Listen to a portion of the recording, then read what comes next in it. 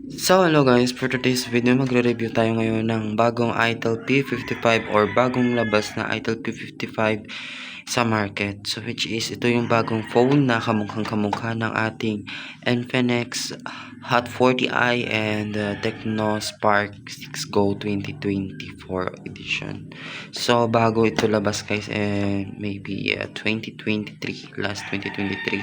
Pero ngayon talaga siya lumabas dito sa market. So wala pa halos bumili nito kasi bagong labas na talaga siya. So buksan na natin. Ito yung phone itself and kunin muna natin yung phone. Nandito yung jelly case. Ito po yung natural na jelly case niya. So ito talaga yung mga free, halos lahat-lahat ng Tecno, Itel, and Infinix. Ito talaga yung mga freebies ng kanilang jelly case. So maganda rin yung quality kasi medyo hard case din siya. Hindi masyado magasgas yung phone nyo. And warranty cards, injector pin, or panundot natin. And itong charging cable, already Type-C na po siya. Ito po, Type-C. Tapos itong charging brick, 18 watts Itel original charging brick. Ito na po yung lumalabas ngayon na 18 watts. Malaki na po siya guys. Hindi yung katulad dati na 18 watts lang, parang ganito lang. Tapos meron silang free na earphone. Ito diba? Quality yung mga pinipili nila. And ayan na yung box, wala na pong laman. And simulan natin yung pag-review natin sa phone. Ito na nga yung phone. Buksan naman natin.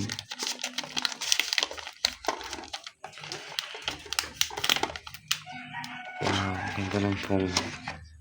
So, pagtingin mo pa lang guys, maganda na yung phone. And ayan. Napaka-glossy ng back guys. And hindi siya fingerprint magnet guys. Tapos napakaganda yung build ng likod niya kasi parang hindi na siya yung simple lang. And parang quality na talaga siya ngayon. And yung dalawang camera setup, ito yung kanyang flashlight and 50 MP AI camera. And meron siya parang logo dito na parang sa flash niya. And ito po yung first camera niya is 50 MP, ito yung flash. So ayan yung fingerprint nasa gilid na sa home. Tapos dito sa right side, ito yung kanyang volume button. Sa taas wala. Nasa gilid yung SIM tray. Ito yung SIM tray niya. And sa baba is yung headphone jack, USB Type-C port, at saka yung speaker grills. And ayan, open na nga natin yung phone. Ito yung mukha ng phone guys. Napakaganda guys. Napaka-smooth ng phone natin guys. And then tingnan natin yung kanyang settings. Ito siya guys. Meron siyang CPU na octa-core Tiger Unisoc T606. 50 MP ang back camera and 8 MP ang front. Meron siyang 8 GB of RAM, tapos 16 GB expandable. O, diba? Imagine mo yun, 24 GB na siya in just one phone. And then, meron siyang 128 GB of room. Napakalaki na yan, guys. At marami na kayong malalagay na files dito sa ating phone. And meron na din siyang 5,000 mAh of battery. So, which is, kaya natin siyang gamitin whole day and whole night. Bali, one day talaga yung use nito kapag music or something, YouTube lamang. Or kung sa gaming naman, siguro mga half day or mga 8 hours ang gamit nito guys. So, meron tayong 720p resolution nitong ating screen. So, hindi siya halata na 720p lang guys kasi napaka bright nito guys pag pina-full natin, as in ang bright. Unlike sa ibang brand or yung Infinix Smart 8, napaka low lang po guys ng kanyang brightness. So, meron siyang 480 nits peak brightness. So, ayan, meron siyang Android 13 na rin. And meron siyang Itel version 13 based on Android. So, maganda rin guys. And in terms of camera naman guys, para sa akin no, is maganda yung quality ng camera niya. And natural na natural lamang. Or yung hindi natin talaga na-expect sa ganitong price. And para sa akin is maganda maganda na rin yung quality niya. And then front guys, napakaganda rin ng quality. And good for selfie. Yung parang natural lang na selfie. Yung hindi mo talaga hanapin yung mukhang iPhone. Diba? Maganda yung quality guys ng camera niya.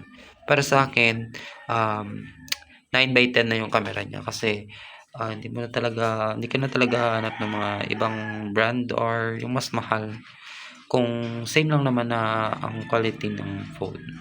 So ito siya. Back. Ito yung front.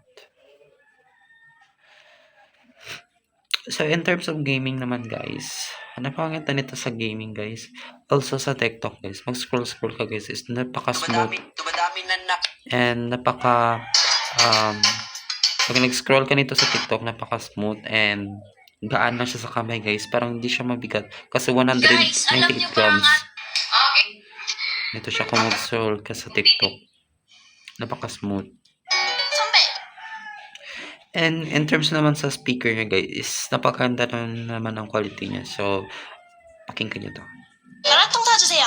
그래 가져. 선배 혹시 탕후루도 같이? 뭐? 탕후루도? 그럼 제가 선배 마음에 탕후루 탕탕탕 후루루루루 탕후루. Yan po yung yung speaker niya and napakalakas din guys. And tama dito sa price niya guys. So, kung gusto niyo pong bumili ng ganitong phone or ng Itel P55, available na po siya sa market for only 5,500 pesos yung 256 gig. And yung ating variant na binili is 128 gig is 4,990. And kung gusto nyo bumili, message me directly or you can buy at TikTok and Lazada or Shopee.